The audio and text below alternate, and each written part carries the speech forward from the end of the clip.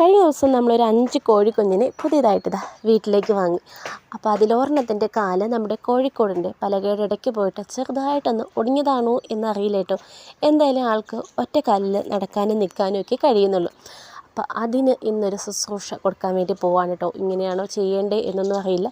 എൻ്റേതായ ഒരു അറിവിൽ ചെയ്യുന്നു എന്ന് മാത്രമേ ഉള്ളൂ. അപ്പോൾ ഒരു 2 പലക നമ്മൾ ചെറിയൊരു കമ്പും കഷ്ണം എന്ന് തന്നെ പറയാം കേട്ടോ. ഈറ്റയുടെ കമ്പാണ് അത്, നല്ല നേരെ ഉള്ളത് തന്നെയാണ്, വളവൊന്നും ഇല്ലാത്ത നല്ലൊരു കമ്പെടുത്തിട്ട് 2 സൈഡിലും വെച്ച് കൊടുത്തിട്ടുണ്ട്. കാലിൻ്റെ 2 സൈഡിലും വെച്ച് കൊടുത്തിട്ട് തുണിയൊന്ന് കെട്ടിക്കൊടുത്തു.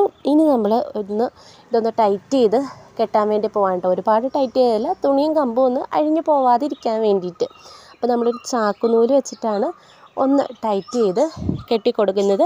എന്നിട്ട് കുറച്ച് കുഴമ്പും മരുന്നും ഒക്കെ നമ്മളൊന്ന് ഒഴിച്ച് കൊടുക്കുന്നുണ്ട് കേട്ടോ. 2-3 ദിവസം മരുന്നൊക്കെ തേച്ചൊക്കെ കൊടുത്ത് നോക്കി, പക്ഷേ രക്ഷയൊന്നുമില്ല.